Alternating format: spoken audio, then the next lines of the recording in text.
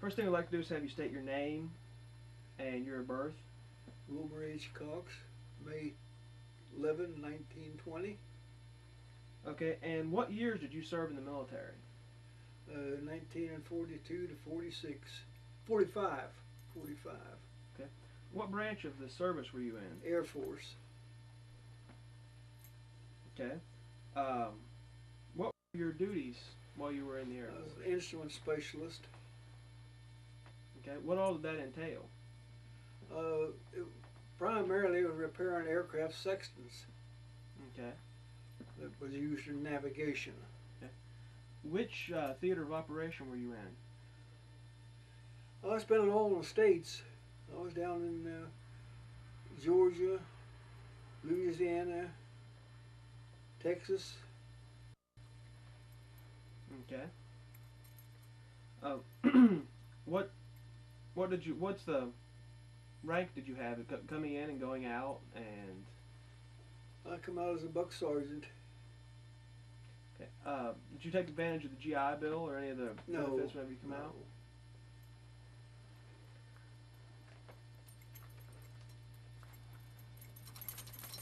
Let's see.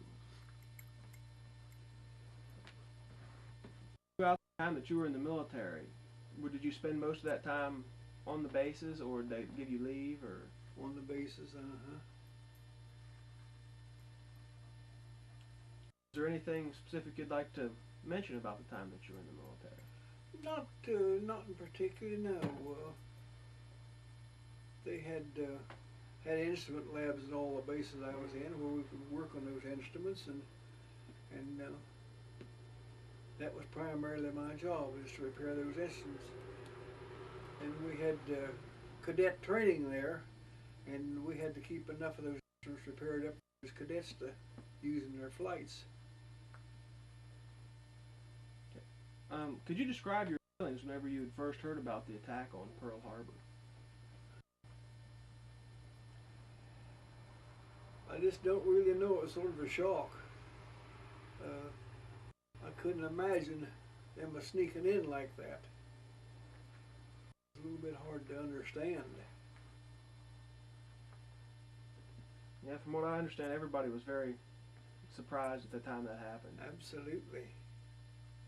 What prompted you to join the military? Were you drafted or? Drafted.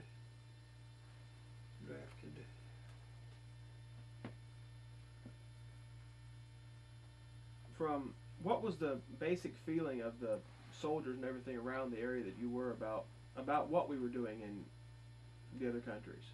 It seemed like the feeling was sort of mutual. They wasn't too concerned with what was going on in other places. They was all young men, and young men don't consider it too much. I mean, they don't dwell on it. I'll put it that way. Was there a lot of animosity brought towards the enemies, or just Not towards? really. No. So where you were at, you were doing a lot of mainly training work, and mainly people training coming through. Big pardon? The aircraft you were doing work on, was it training aircraft for the people, or did you have the combat aircraft that were coming back, shot up and stuff, or? Our job was instruments that were portable. Like aircraft sextants, they were portable, so we did that work all in the lab. Oh, okay. How did your experience in the military change your views and your outlooks as a young man? I looked at it as about 3 years wasted time. So did it instill any more discipline in you or anything like that, or? Well, yeah, it'll do that to you because you've got to be there at a certain time, and you've got to get loose at a certain time, and you've got to do certain things that they tell you to do regardless. So it instills discipline in you. Okay. How did you find out that the war was over whenever it ended? Oh, I guess it must have been by word of mouth. Because they didn't have a radio there at that particular time.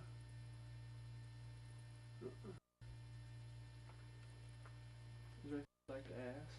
How did you feel when you found out the war had ended? I was ready to come home. And when you were you drafted for the duration of the war, or were you drafted for a set period of time? I was drafted out of Weston, and that's where I reported to the service, was in Weston. Okay. Did you have to stay in until the war was over, or were you like told, okay, you're going to be in the Army for 3 years, or? Well, they came out with a point system, and when I got enough points to get discharged, why, I hung it up. Okay. And what did you do before you went into the military? I worked for DuPont down at Morgantown. Okay, what kind of business was it? Well, they were building a chemical plant down there, and I worked as a carpenter helper for a while, and then I went into a machinist helper for a while, and then I was on maintenance for a while. Okay, and what did you do after your stint in the military? After I got back here, I went down to check on to see if my job was still there, and it wasn't there. They wanted me to go to Orange, Texas, and I didn't want no part of that. So I just came back home, went to work for my father-in-law. He was a carpenter contractor. Okay. And what unit were you with in the Air Force? There was so many of them I can't remember. One of them was 932nd Air Force Wing, the 732nd. That's all I remember of them. Okay. Now, when you went in, was it the Army Air Corps or the Air Force, separate branch? I believe it was the Air Corps when I went in, and then they changed it to the Air Force while I was in the service. Okay. And how did that change your life as a soldier with them? Did you notice any effect? Was there any difference? No difference whatsoever. Okay. Is there anything else you'd like to tell us about during that time? Any funny stories? I had one of the softest jobs there was to go on, I'll tell you that. And to start with, we had an air-conditioned building to work in, the vacuum cleaner to sweep the floor with. But they blowed up and they couldn't get replacement for them, and we just had to suffer her out then. It was pretty warm down in the south at that time. In the summertime, it got pretty warm. We didn't have any air conditioning at all. But we survived it. So, do you consider yourself fortunate that you were able to stay stateside instead of actually? That's right. Yeah, very fortunate. Because I had been ordered to clear the field. I had to go to all my spots for the South Pacific and cleared down post headquarters, and I waited and I waited and I waited, and the shipping orders didn't come. And I was going out to the lab once in a while just to help them out because they didn't have nothing else to do. And the major came over there one day and said, if you ain't going to do nothing else, you just might as well come back to work.